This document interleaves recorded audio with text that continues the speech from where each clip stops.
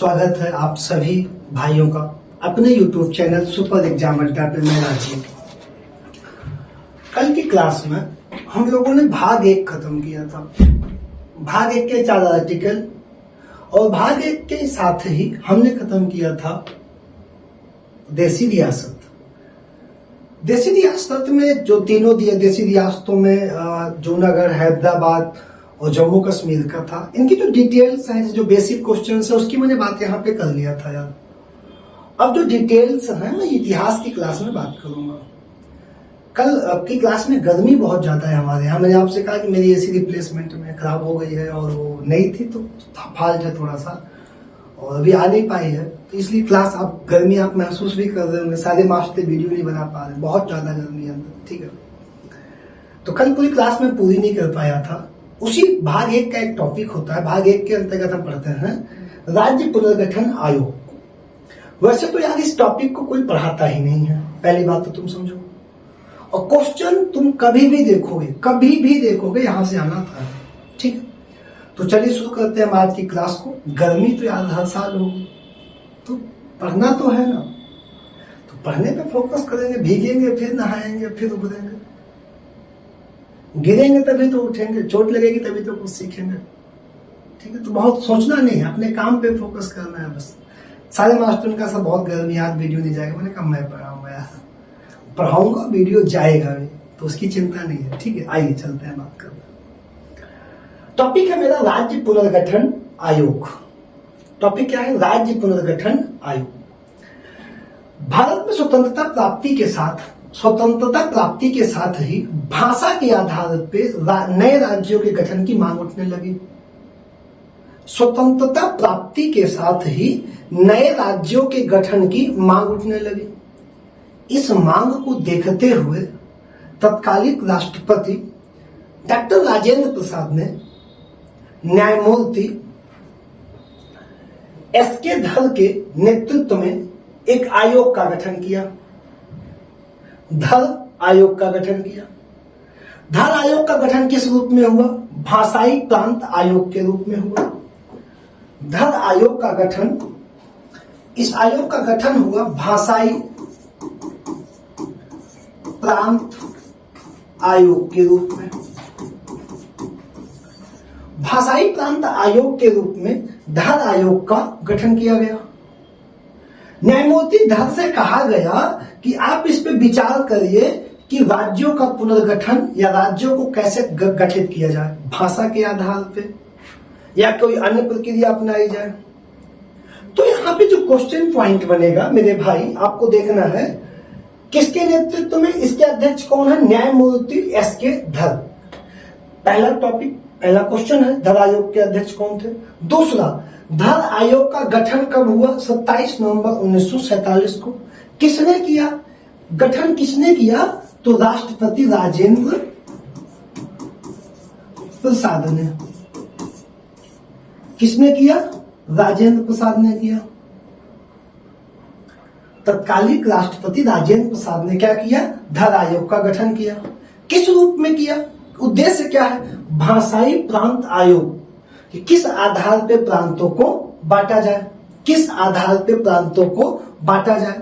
लेकिन जब धर आयोग ने अपनी रिपोर्ट सरकार को प्रस्तुत की, तो इस आयोग ने कहा कि राज्यों का पुनर्गठन, धर आयोग का रिपोर्ट जो थी धर आयोग की, उसने कहा कि राज्यों का पुनर्गठन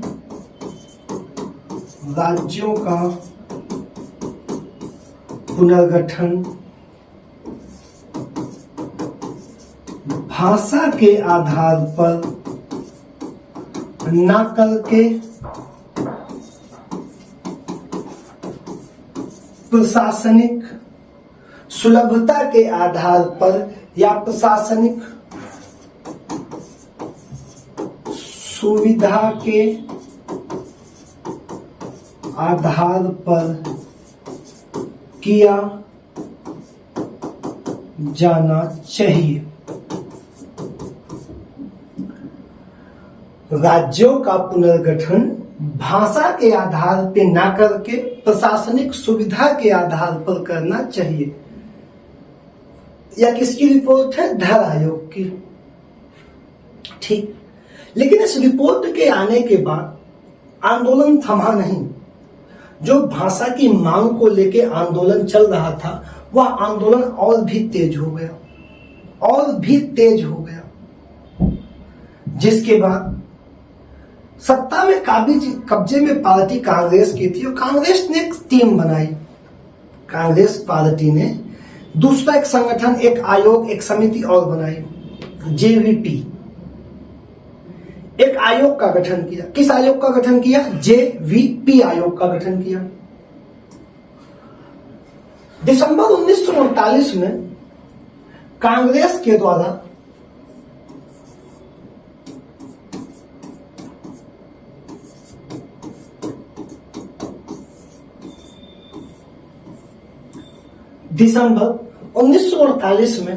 कांग्रेस के द्वारा गठित जेवीपी समिति, कौन सी समिति? जेवीपी समिति। इस समिति का नामकरण जो किया गया है किसी व्यवस्थात्मक ढंग से, जैसे नाम है क्या? जे, इसमें जवाहरलाल नेहरू थे तो जे रख दिया गया, वी वल्लभ भाई पटेल इसमें मेंबर थे और पी पट्टाभी सीता रमैया मेंबर थे। एक समिति का नाम आया क्या? जेवीपी समिति। जेवीपी समिति से कहा गया कि भैया आप भाषा, इनका भी काम किसके लिए किया गया? इनका भी काम किया गया भाषा के आधार पर, प्रांतों का गठन के रूप में इनको काम दिया गया। और इन्होंने, जेवीपी समिति ने 1949 में अपनी रिपोर्ट सौंपी। कब सौंपी? 1949 में। 1949 में अपनी रिपोर्ट प्रस्तुत की। किसने? जेवीपी समिति ने। इन्होंने कहा कि तत्कालीन समय में भाषा को आधार बना के राज्यों का गठन करना अव्यवहारिक है। भारत की जो वर्तमान स्थिति है, इस स्थिति में भाषा को आधार बना के किसी राज्य का गठन करना अव्यवहारिक है। तो लिखा, इन्होंने कहा कि तत्काल समय में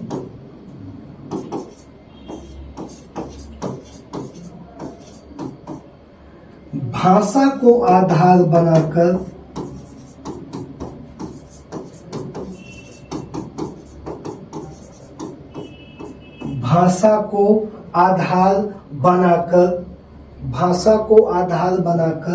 राज्यों का गठन करना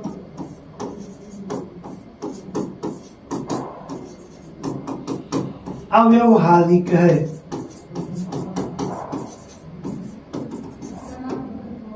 क्या है? तत्काल समय में भाषा को आधार बनाकर राज्यों का गठन करना कैसा है? अव्यवहारिक है। ये किसकी रिपोर्ट ने कहा? जेवीपी रिपोर्ट ने कहा। अब इस रिपोर्ट के बाद एक बहुत बड़ी दिक्कत का सामना करना पड़ा, बहुत बड़ी दिक्कत का। ठीक, एक राज्य है मद्रास। कौन सा राज्य है? मद्रास। और उस मद्रास प्रांत में तमिल और तेलुगु दो भाषा के लोग रहते थे। तमिल वाले भी रहते थे और तेलुगु वाले भी रहा करते थे। किस राज्य में? मद्रास में। और वहीं के एक कांग्रेस के नेता थे, उसी राज्य में एक कांग्रेस के नेता हुआ। मद्रास के कांग्रेस के एक नेता थे, मद्रास के कांग्रेस के एक नेता थे जिनका नाम था पोट्टी श्री रामुलु। किसके नेता थे ये? कांग्रेस के नेता थे। ठीक है, मेरी बात को समझना। किसके नेता थे? कांग्रेस के नेता थे। इन्होंने पूरे आंदोलन की शुरुआत इन्होंने की थी और 56 दिन, जब दो रिपोर्ट आ गई धर आयोग की, जेवीपी समिति की, तो इन्होंने 56 दिन का भूख अनशन कर दिया, भूख हड़ताल कर दिया। और 56 दिन के भूख हड़ताल के बाद इनकी मृत्यु हो गई। किसकी मृत्यु हो गई? पोट्टी श्री रामुलु की मृत्यु हो गई। और इनकी मृत्यु के बाद आंदोलन बहुत ही ज्यादा उग्र हो गया। आंदोलन इतना उग्र हो गया कि सरकार को आंदोलनकारियों के आगे झुकना पड़ा और उनकी मांग को मानना पड़ा। तो मद्रास राज्य से तेलुगु भाषी क्षेत्र को अलग करके, ठीक, जिसके बाद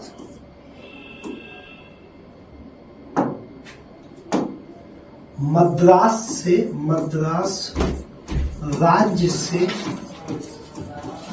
तेलुगु भाषी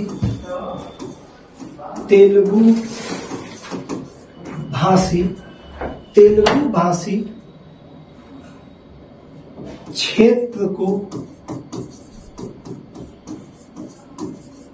अलग करके आंध्र प्रदेश का निर्माण किया गया। 1953 में आंध्र प्रदेश का निर्माण किया गया। आंध्र प्रदेश का क्या किया गया? निर्माण किया गया। मद्रास राज्य से तेलुगु भाषी क्षेत्र को अलग कर दिया गया। सरकार विवश हो गई और ये भाषा के आधार पर गठित पहला आयोग था, पहला राज्य था। भाषा के आधार पर गठित पहला राज्य था। अब यहाँ पे बच्चे के साथ इतनी बड़ी कंफ्यूजन है कि भाषा के आधार पर गठित पहला राज्य कौन सा है? आंध्र। लेकिन राज्य पुनर्गठन आयोग अधिनियम द्वारा गठित पहला राज्य, यहाँ पे दोनों में अंतर रहेगा। गठन अधिनियम द्वारा और भाषा के आधार पर गठित पहला। ठीक, तो इन दोनों में अंतर आपको मिल जाता है। यहाँ पे बच्चे समझ नहीं पाते। अब अभी आयोग अधिनियम बना नहीं है, प्रांतीय भाषा आयोग अधिनियम अभी बना नहीं है। अभी ये क्या हुआ कि इनकी डेथ हो गई। इनकी डेथ के बाद आंदोलनकारी बहुत ज्यादा उग्र हो गए और उनके उग्र होने के बाद सरकार को विवश होकर इनकी मांग को मांगना पड़ा कि ठीक है भाई, आपकी बात हम आपको आंध्र के देते हैं। अब तेलुगु भाषी लोगों को अलग करके राज्य बना दिया आंध्र। अब वहां पे एक भाषा के लोग और बचे, तमिल। आगे जैसे वहां पे लिखा जाता है कि इसके पश्चात मद्रास के बचे हुए क्षेत्र जो कि तमिल भाषी लोगों का था, तत्पश्चात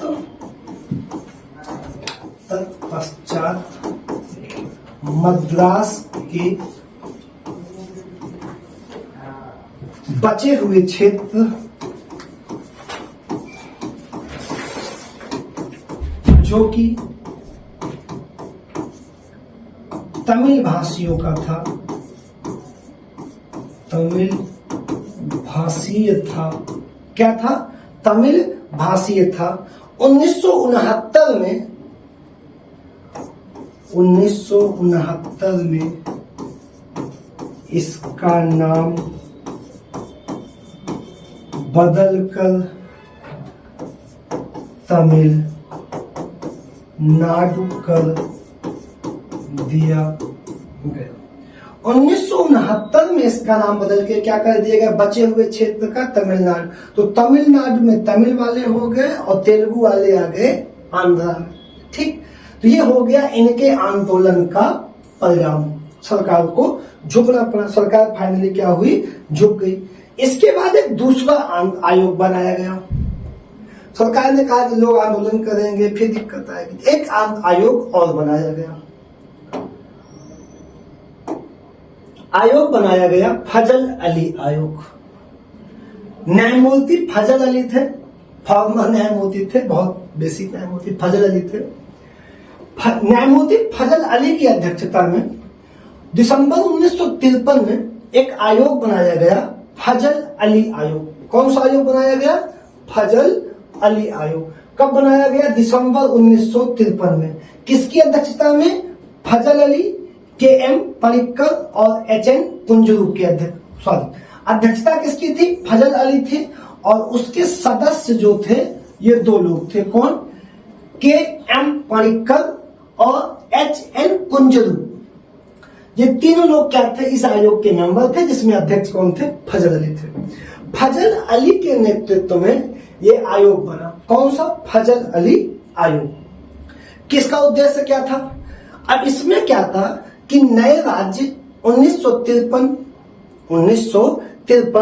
नए राज्य आंध्र प्रदेश के गठन के बाद 1953 नए राज्य आंध्र प्रदेश के गठन के बाद भाषा के आधार पे राज्य पुनर्गठन की मांग तेज हो गई।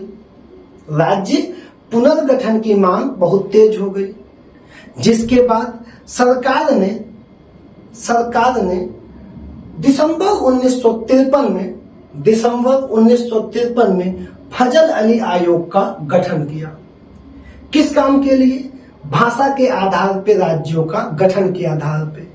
इस समिति में 3 लोगों को रखा, जो तीनों आपके सामने हैं। फजल अली को रखा, के.एम. पनिक्कर को रखा, एच.एन. कुंजरू को रखा। ठीक, इस आयोग ने, फजल अली आयोग ने वर्ष 1955 में अपनी रिपोर्ट सरकार को सौंपी।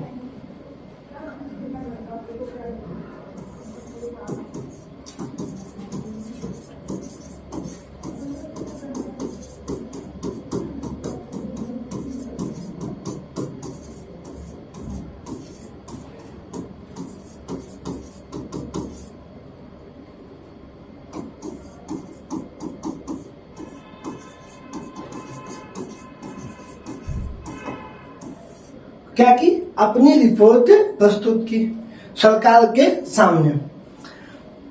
ठीक, या कह सकते हैं सरकार के सामने 1955 में सिफारिशें रखी।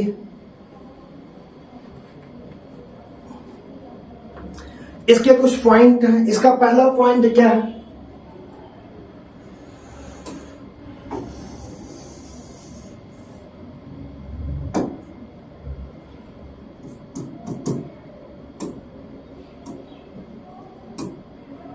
किसी नए राज्य के गठन से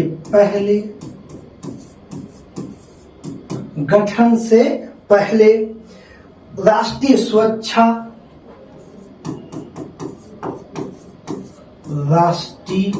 सुरक्षा एवं प्रशासनिक कुशलता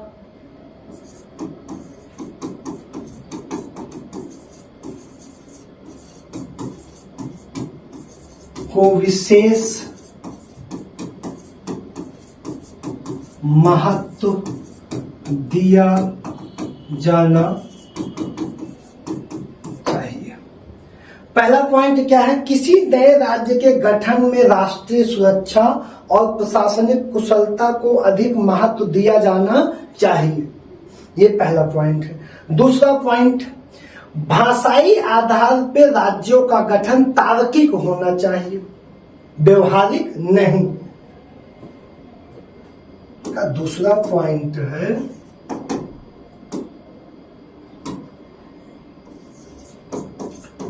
भाषाई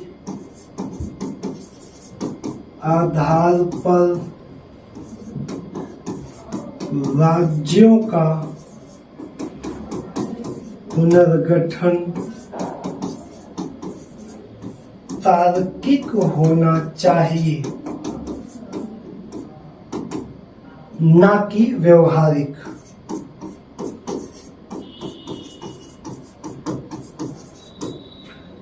क्या होना चाहिए? तार्किक होना चाहिए, व्यवहारिक नहीं। और इसका जो तीसरा पॉइंट है,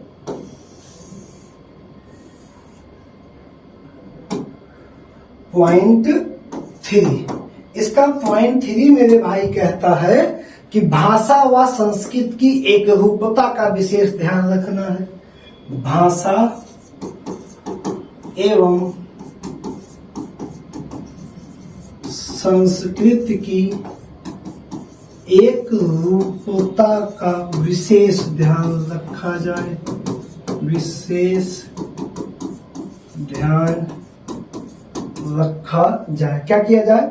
भाषा एवं संस्कृत की एकरूपता का विशेष ध्यान रखा जाए। ठीक, इस कमीशन ने, फजल अली आयोग ने अपनी रिपोर्ट किसके सामने प्रस्तुत कर दी? सरकार के सामने प्रस्तुत कर दी। किसके सामने प्रस्तुत कर दी? सरकार के सामने प्रस्तुत कर दी। अब इस समिति ने एक पॉइंट और किया, तो आप लिखेंगे फजल अली आयोग की अनुशंसा पर भारत में फजल अली आयोग के अनुशंसा के आधार पर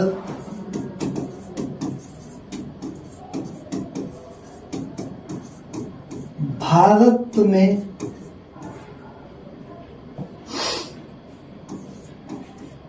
सोलह नए राज्य, भारत में 16 नए राज्य एवं 3 केंद्र शासित प्रदेश बनाने की सिफारिश की गई।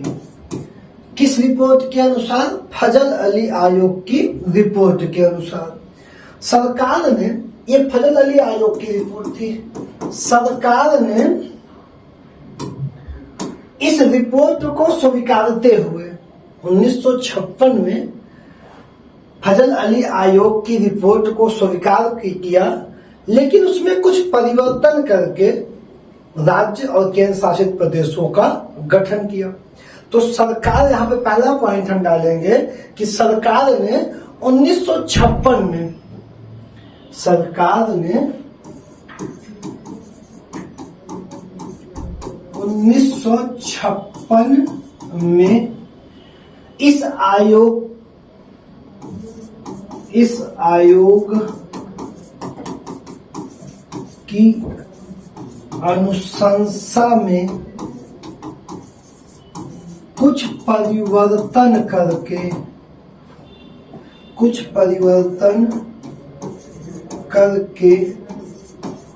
स्वीकार कर लिया। परिवर्तन करके क्या किया? स्वीकार कर लिया। फजल अली आयोग की सिफारिशों को सरकार ने स्वीकार कर लिया, लेकिन कुछ परिवर्तन करके। परिवर्तन क्या करना होगा भाई? 16 राज्य दिए हैं तो आप इसको घटा बढ़ा सकते हैं, 3 केंद्र शासित प्रदेश इनमें कुछ किए होंगे, वही किया। सरकार ने क्या किया? 14 नए राज्य एवं 6 संघ शासित प्रदेशों का गठन किया। तो सरकार ने 14 नए राज्य एवं 6 केंद्र शासित प्रदेशों का गठन किया। ये पॉइंट क्लियर हुआ? फजल अली आयोग के बाद राज्यों का पुनर्गठन है, राज्य पुनर्गठन अधिनियम द्वारा राज्यों का पुनर्गठन। अब वो 14 नए राज्य कौन से हैं? ठीक, वो 14 नए राज्य हमारे ये लिखे गए हैं, देखिए। ठीक, 14 नए राज्य: असम, बिहार, बंबई, जम्मू कश्मीर, पंजाब, उत्तर प्रदेश। 7वां मध्य प्रदेश, केरल, मद्रास, मैसूर, उड़ीसा, पश्चिम बंगाल, राजस्थान, आंध्र प्रदेश। यहां तक पॉइंट क्लियर हो गया। ये 14 आपके नए राज्यों का गठन किया गया, 14 नए राज्यों का गठन किया गया। और उस समय 6 केंद्र शासित प्रदेशों का गठन किया गया। कितने? 6 केंद्र शासित प्रदेशों का गठन किया गया, जिनमें से कौन कौन से हैं? पहला दिल्ली, हिमाचल प्रदेश, तीसरा मणिपुर, उस समय के थे, ये बाद में भी हटे भी है ना, आपको पता है। चौथा त्रिपुरा, 5वां अंडमान निकोबार द्वीप समूह, और छठा जो आप लक्षद्वीप पढ़ते हो तो लक्षद्वीप, मिनिकॉय और अमीनी द्वीप समूह। ये सारे जो गुजरात अरब महासागर के द्वीप समूह थे उनको इकट्ठा करके एक राज्य बनाया गया। बंगाल की खाड़ी के द्वीप समूह, इधर त्रिपुरा, मणिपुर, हिमाचल और दिल्ली। तो ये 1956 राज्य पुनर्गठन आयोग के तहत नए राज्यों की सूची थी। लेकिन वर्तमान कंडीशन में भारत में राज्यों की संख्या है 28 और केंद्र शासित प्रदेशों की संख्या है 8। किसके तहत? राज्य पुनर्गठन आयोग अधिनियम के तहत। तो चलिए आगे देखते हैं कि अब इसके बाद 15वां राज्य या 28 तक राज्यों की सूची हमारी क्या है। आइए, 1956 के बाद गठित नए राज्य। भाषा आयोग द्वारा 1956 के बाद गठित राज्य 14 गठित हो चुके थे। ठीक 6 केंद्र शासित प्रदेशों का गठन हो चुका था। अब आगे देखते हैं। 15वां राज्य बना गुजरात। 15वें राज्य के रूप में कौन आया? 15वें राज्य के रूप में बना गुजरात 1960 में। किससे अलग किया गया गुजरात को? बंबई से अलग किया गया। गुजरात को बंबई से अलग किया गया। कब बनाया गया? 1960 में। 16वें राज्य, जो हमारा 16वां राज्य बना, वो बना नागालैंड। कौन बना? नागालैंड बना। कब बना? 1963 में। नागा की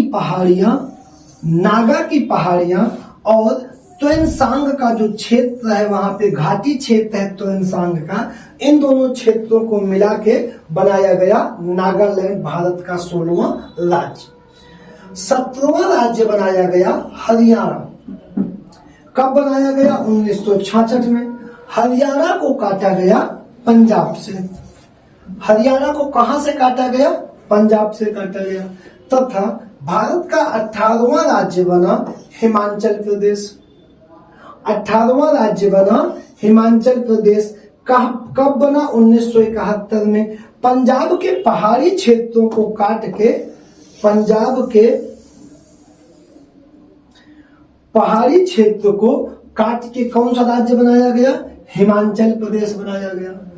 19वां राज्य हमारा बना मणिपुर। 19वां राज्य बना मणिपुर। कब बना? 1972 में। 20वां राज्य हमारा बना मेरे भाई त्रिपुरा। कौन सा बना? त्रिपुरा 1972 में बना। 21वां राज्य हमारा बना, 21वां राज्य हमारा बना कौन सा? मेघालय। 21वां बना मेघालय। कब, कैसे बना? 22वें संविधान संशोधन अधिनियम द्वारा सह राज्य बना। 22वें संविधान संशोधन द्वारा इसे सह राज्य बनाया गया और 1972 में इसे पूर्ण राज्य का दर्जा दे दिया गया।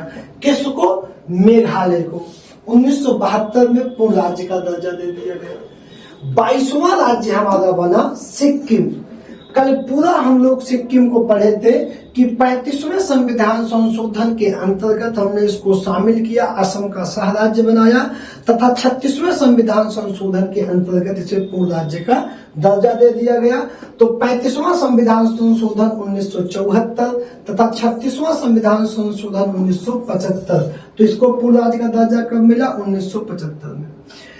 सिक्किम भारत में शामिल होने से पहले यहाँ पे चोग्याल वंश का शासन था और इसे क्या कहा जाता था? नेपा कहा जाता था। ठीक। 23वां राज्य हमारा बना मिजोरम। 23वां राज्य कौन सा बना? मिजोरम। कब बना? 1987 में बना। तथा 24वां राज्य हमारा बना अरुणाचल प्रदेश। 24वां राज्य हमारा बना अरुणाचल प्रदेश। 24वां राज्य अरुणाचल प्रदेश। इसे पहले क्या कहा जाता था? नेफा कहा जाता था। नेफा कहा जाता था, नॉर्थ ईस्ट। ठीक। 25वां राज्य हमारा बना, 25वां राज्य बना गोवा। 25वां राज्य कौन सा बना? गोवा। किसके तहत? गोवा और दमन व द्वीप पुनर्गठन अधिनियम के द्वारा इसको बनाया गया। 26वां राज्य भैया हमारा बना छत्तीसगढ़। 26वां राज्य हमारा कौन सा बना? छत्तीसगढ़ बना, जिसको कैसे बनाया गया? एमपी से काटा गया। तो एमपी मध्य प्रदेश पुनर्गठन अधिनियम द्वारा 1 नवंबर 2000 को काटा कहां से गया? इसको मध्य प्रदेश के क्षेत्र से अलग करके एक राज्य बनाया गया छत्तीसगढ़। 27वां राज्य बना उत्तराखंड। इसका नाम था उत्तरांचल। यहाँ पे बहुत छोटा सा टॉपिक है, कितने राज्यों का नाम में कब परिवर्तन हुआ। जैसे 1950 के पहले यूपी का क्या नाम है? संयुक्त प्रांत। तो वो संयुक्त प्रांत। मद्रास 1969 तक मद्रास नाम है, मद्रास का नाम बदल के तमिलनाडु किया गया है। मैसूर 1973 तक मैसूर नाम था, बाद में 73 में उसको कर्नाटक किया गया है। 72 तक 1992 तक दिल्ली का नाम दिल्ली था। 1992 के बाद राष्ट्रीय राजधानी क्षेत्र दिल्ली किया गया है। 2007 तक उत्तरांचल नाम था, 2007 के बाद उत्तराखंड इसको किया गया है। 2006 के पहले पांडिचेरी नाम था, 2006 के बाद पुदुचेरी नाम किया गया है। 2011 के पहले ओडिशा था, उसको ओडिशा किया गया, उड़ीसा को ओडिशा कर दिया गया।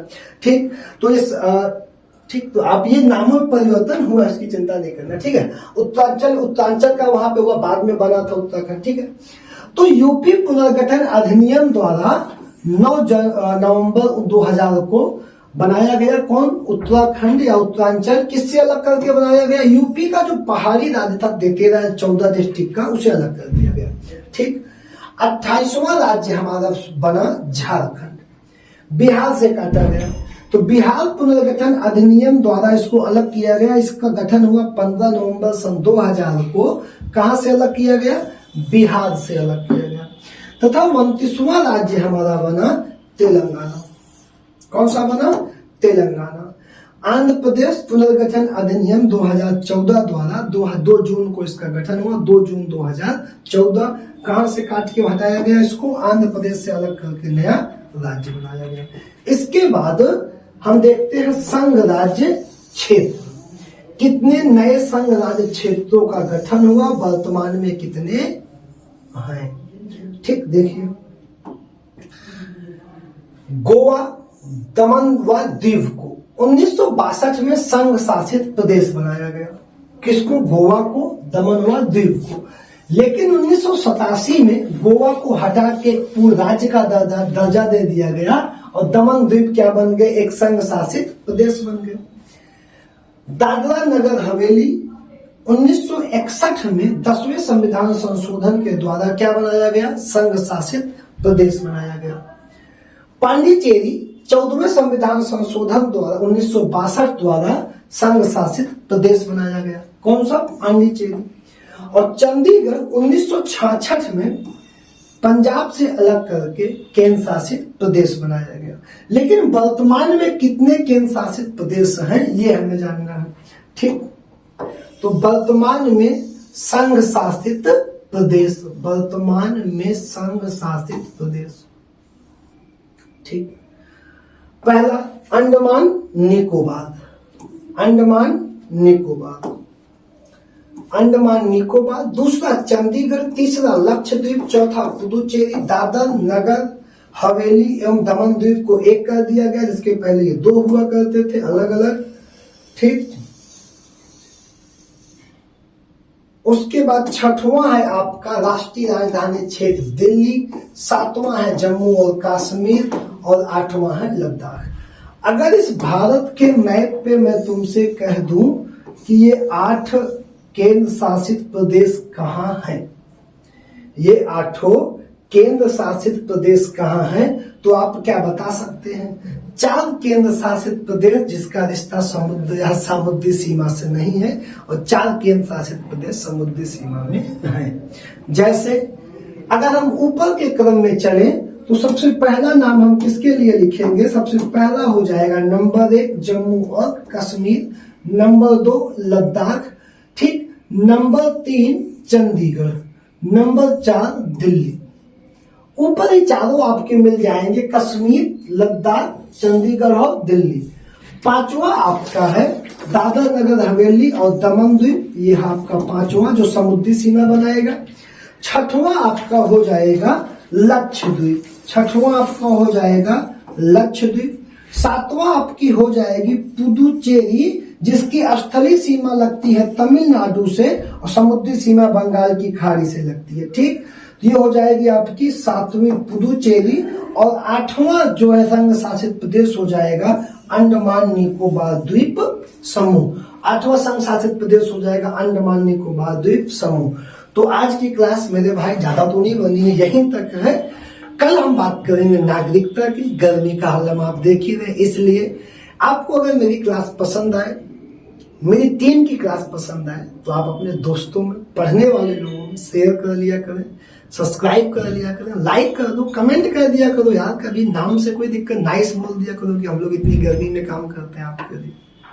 धन्यवाद आप सभी का, कल मिलेंगे।